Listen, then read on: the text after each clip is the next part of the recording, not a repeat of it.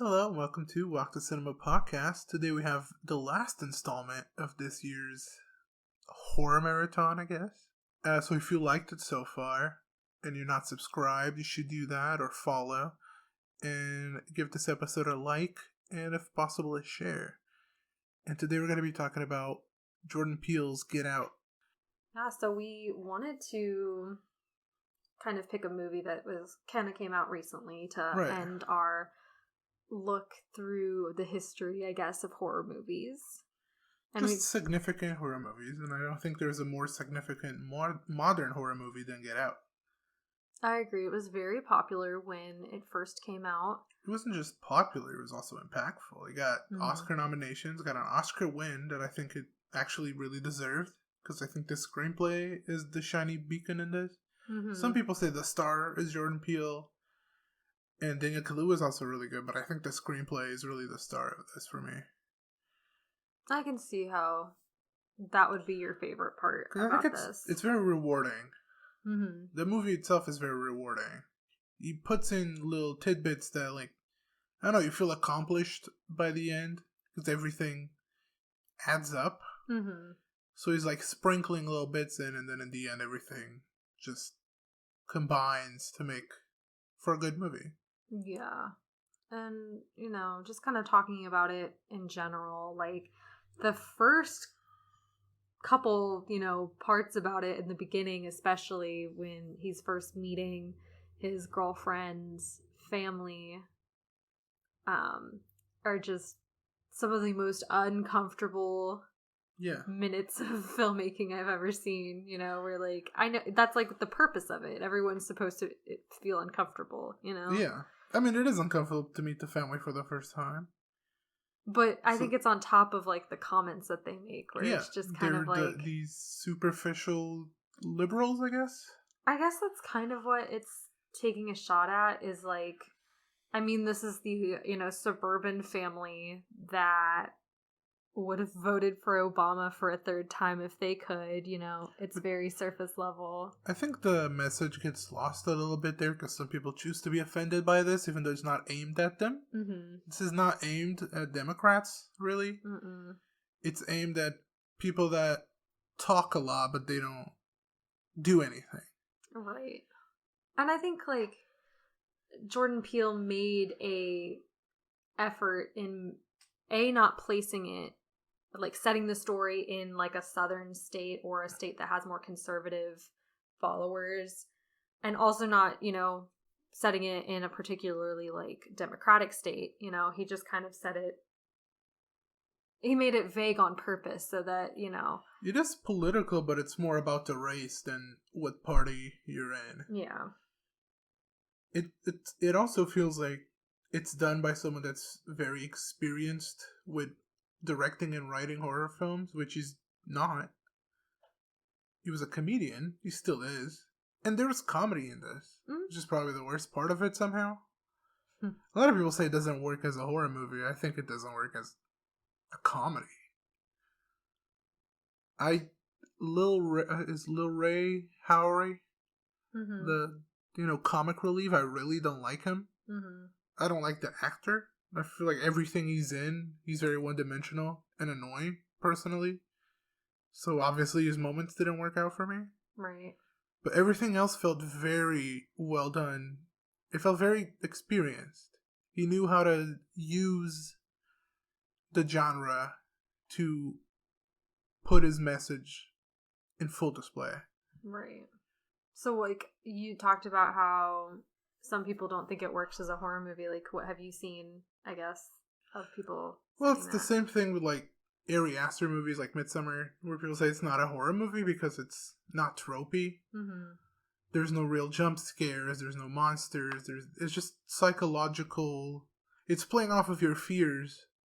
It's not really, scaring you off your seat. Mm-hmm. The fear is that it could happen. It could be real. Right. That's the scary factor in it. Yeah. And I mean, I don't know. There was a couple, like, I wouldn't say jump scares, but definitely, like, moments where it startles you, especially when they're on their way, Chris and the girlfriend, whose name is escaping me at this point, but they are driving to her parents' house, and the deer comes and jumps in front of the car. Yeah. And stuff. And I mean, the deer is pretty symbolic throughout. Yeah. Because they run over the deer, and he doesn't die immediately, which is the same thing that happened to his mom. Right. She got hit and didn't die, but he didn't go to her the same way he didn't go to the deer. I mean, he did go to the deer. He watched it, but Well, didn't help him. Yeah. So, I didn't mean physically go, I guess. There's a lot of symbolism in everything. There's the one that a lot of people think it's funny of separating the cereal from the milk. Oh, yeah. Because she has Fruit Loops, and they're colored. So she separates the colored Fruit Loops from the white milk. That's a pretty obvious one that a lot of people notice. Yeah. Yeah, there's a lot of symbolism in here. The dad also talks about the deer, how they're a problem, and he hates them, and he's kind of implying that he doesn't like black people. Yeah. There's a lot of, playing around with symbolism and meaning of everything. Yeah. And just like the imagery of like when all those rich people come to basically be a part of the auction, and they're auctioning off Chris, Yeah, so it's a modern time slave auction. Pretty much. Because they're using their bodies as vessels for whatever selfish reason, and to like live forever, kind of. Because like we at least see 3 instances where this has already worked. Yeah. And, it has her grandmother and the grandfather are in the bodies of 2 people that the daughter had, I guess, tricked into coming. And then we have the missing man at the beginning. Right. That's see. Played by Lakeith. Yeah. Yeah. He's the one that, kind of loses it at first. He's the one that says, "Get out." Because when Chris takes a photo of him, he uses the flash, and the flash wakes him up for a minute, or not really wakes him up, because they have part of the brain still attached, the nervous system, I guess. Yeah, I don't remember if that's it's whatever's connected to the spine. Yeah, because it's like they're still in their bodies. They're still like aware of what's going on. They're just in the sunken place, and so when the flash happens, I guess it kind of brings them back into the forefront of their minds, It happens later in the movie, too, with the grandpa body, where he commits suicide. Right. I don't see how people don't think it's a horror movie. It's either. Very effective as a horror movie. Yeah. It really works. I mean, it's not, scary in the sense of, it's not demonic, really. Well, I think a lot of people consider horror movies that are either demonic or serial killers. Or, horror movies have to be scary, or they have to show a lot of blood and. I guess I'm not really scared by horror movies though. Can't relate most times. I don't know, the ones that we've been reviewing for the look through, none of them have ever scared me, But right. I have been scared by horror movies before. I've jumped at jump scares, but most of the times, I guess it doesn't. Where I don't look for scary in horror movies. I know a lot of people do. So, yeah, you'd be disappointed in Get Out. Yeah, if you were purely looking to be, scared out of your mind. But, I mean, I don't know. When I was younger, I also kind of was looking. If I wanted to watch a horror movie, I wanted to have that kind of heightened, sense of fear. Because, right. when you go through, that scare type of thing, your body produces adrenaline, and you get that kind of adrenaline high, it's kind of like when you ride a roller coaster, you get that sense of being dropped and stuff, so I think when people want to look for a horror movie in that sense, they're really disappointed with movies like these, or even with Psycho or Cat People. Those aren't scary, well, Cat People is not scary anymore. Well, yeah, but it's I mean, they're unsettling at best. You know what I mean? Sure. They're not really Sure, I guess I'm the one missing out because I don't really feel adrenaline. I just like horror movies. Well, I don't feel it either. Typically, I mean, I used to, but... Yeah, it's... Okay, Get Out's not scary, but it's still a very effective horror movie. It plays with the horrors that the character suffered from being black. Mm-hmm. It's like the suburban nightmare for him. Yeah. So it definitely plays with the horror that he's feeling. So it's a horror movie in that sense. Yeah, and I guess, like, my one thing that I have that maybe I'm not, like, super down with or, like, super, like, or something that I'm confused as why they decided to go this route was the fact that, you know, you have, like, the groundskeeper and, like, the maid woman, you know, that are the grandpa and the grandma in, like, their bodies, or their minds are in their bodies. Like, why, when Chris comes and meets them, like, they are acting, like, the grandparents are acting like the employees, and why not their... I think it's to keep up the appearance. Well, yeah, the appearance, but I feel like you could also do it without making it seem so odd. And I'm not sure if it's, like, the reason that they do that is to make him feel unsettled. You know what I mean? To make him feel on edge. I don't think it's to make him feel on edge. I think maybe Jordan Peele used it to make us feel on edge. Maybe. Because there's something clearly wrong with them. Right. In the way they act. But we don't know what. Yeah, I guess so. But I feel like you could do the same thing without... I don't know. I kind of consider it a plot hole because it's like... In their cases, the grandparents kind of overtook their roles, I guess. Whereas, like, Lakeith's character just kind of stepped into the... Like, he's still playing the man that took over his body. Yeah. You know what I mean? Like, he's still married to the wife. You know, yeah, it's the opposite of what we see at the house. And I don't know. I feel like, I don't know. It's not that big of a deal, but it's something that I did kind of notice. Well, it's not a perfect movie. A lot of people thought it was on release and thought it was going to win Best Picture.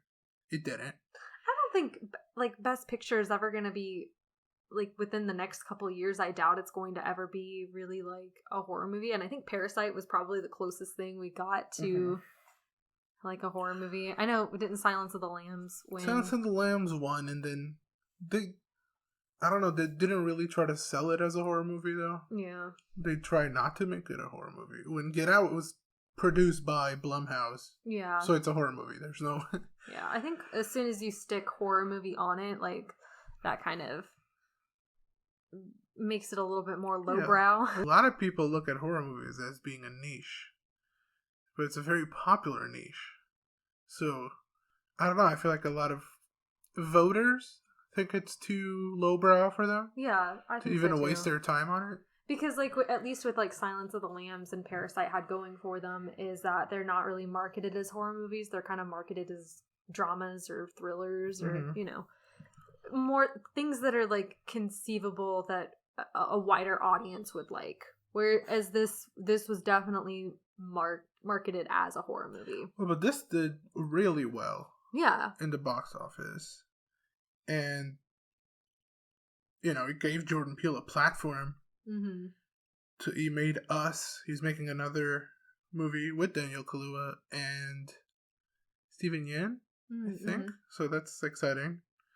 I liked Us quite a lot, actually.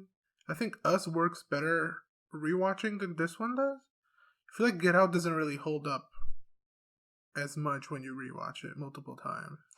See, I kind of get what you're saying, because even though this is the first time I had ever watched it, I knew pretty much everything that was going to happen. I knew that the plot line was that this woman, you know, was kidnapping or luring black men and women to, you know, basically use their bodies. Yeah. But my problem is not even knowing what's going to happen. Mm-hmm. I don't care about spoilers, really. So it's fine. It's just the novelty of it doesn't work as well on a rewatch. It still works. It's still a good screenplay. It's a really good screenplay, but it's just rewatching it is just I don't know. The movie doesn't feel modern anymore. Kind of feels like it's already an established classic at this point. I can kind of see that. Like, it definitely does feel like something that multiple you should watch. Like, it should be on like your horror movie essentials. You know, It should be on every essential. Yeah. It's not a it transcends horror movie.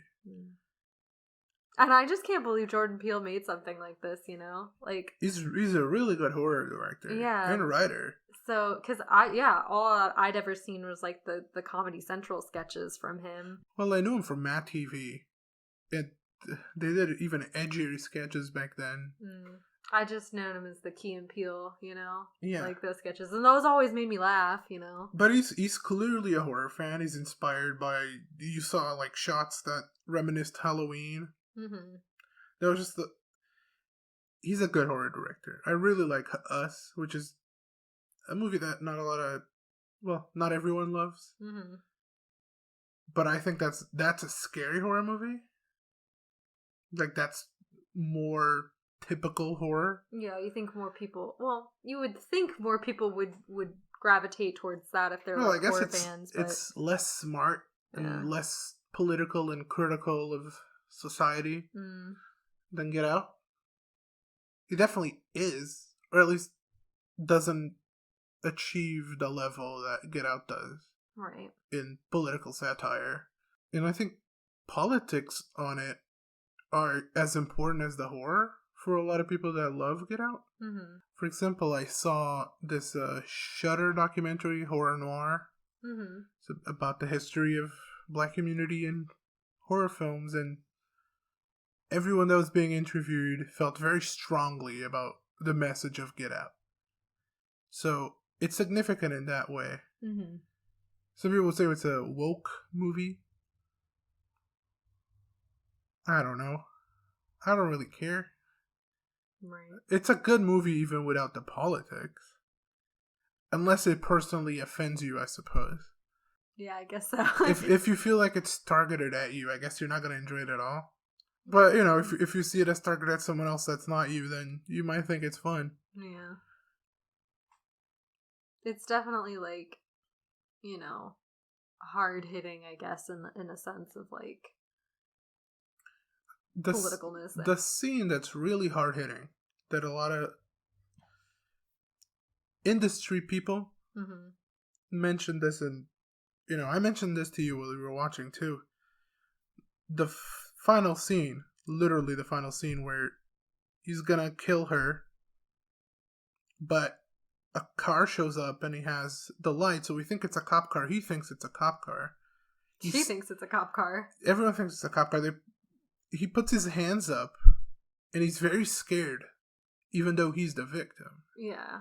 And I feel like that's a mental state that sometimes, unfortunately, happens. Yeah. And it turns out good. It's his friend, which signifies the end of it. I think that's a very finite ending to that. Mm-hmm. It's his friend saying everything is okay because it's him and not a cop. So everything's gonna end well for him. Which is the happy ending in this, I guess. Yeah. But his being so scared of what's gonna happen to him. Yeah, because it looks bad. It looks bad. It looks bad, but he's the victim. But he still knows that if he gets caught by the police, he's not going to be the victim in their eyes. No. And there's no way that he would be the victim in their eyes. Yeah, I think that's literally the most impactful. I think that's the most impactful scene in the whole movie, and it's a perfect ending for it. Yeah. I think that twist is perfect to end it on, because it goes from danger to safety by, you know, having the door open, saying airport security, and having his friend come out. Yeah. I think that's just the best way anyone could ever end that movie. It's definitely a good ending, and it's like satisfying that she's not going to be able to, you know, play her victim card, or, you know, pretend that she's in danger and whatnot. I guess she's the main villain in this. Yeah, she is. She's the one that lures them. Her. Yeah, she's like the worst. She's the one that lures them. But that just She's the one that bodes well for her acting, I guess, Yeah. because I hate her a lot. So I think she's really good at this role. Yeah, she has to pretend that she actually cares about anything that they are going through, and Yeah. I still think it's amazing with his first movie, Jordan Peele not only managed to make an instant classic, but also establish himself as a horror director. He literally has had one movie, and you're immediately excited for everything he's going to do. Yeah. I was excited for Us. It didn't let me down. I know it let some people down, but the next one shouldn't. Mm-hmm. I think a lot of people are excited for the next one. I'm excited for the next one. It should come out next year. And yeah, I mean... What more can you say? Yeah, great work from everyone. It's not a perfect film. It does get old for me rewatching it, but it's still really good. It just loses a spark on a rewatch. Right. And I don't know. I definitely recommend it, but I can't watch it too often or I'll just get annoyed by it. Right. Because I don't know. I don't know why. I can't explain. It just feels like a classic. I agree. And that's a good and a bad thing. How so? I don't know. It just... I don't know, it just feels like watching something that your brain already knows all the beats to. I see. So it's maybe not as like stimulating. Yeah, for you. I guess it's not stimulating because it just feels like going through the motions if I'm watching it, multiple times in the same year. That's true. I guess like a lot of classics do kind of get to that point where you're just kind of watching it to watch it. You're not really like necessarily because enjoying it. You already know everything about them. Yeah. So like there's nothing that stimulates you besides watching it because it's established as a classic, and it's still good, but it's not, you look at your phone or you watch it in the background because you get bored. Right. But yeah, I gave it an 8 out of 10. I give it clearly like it. Yeah, I give it a 7 out of 10. I liked it. It's just, like I said, horror movies sometimes just aren't, my favorite thing. I mean, I did give Psycho a 10 out of 10, but I feel like that's in its own, like, ballpark. I don't know. But I definitely would rewatch it again. It's definitely an entertaining Yeah, we own it, so you can watch it. We own it twice, because I'm very smart and I bought it twice by accident. Yeah, you bought one on Blu-ray and one on DVD. So. Yeah, I saw the DVD really cheap and I forgot I already had the Blu-ray. Too excited to own this movie. But anyway, that's all we have for this episode. We hope you enjoyed it. Don't forget to like, subscribe, leave us a comment, all that jazz if you can on the platform that you're listening to us to. And we'll see you next time.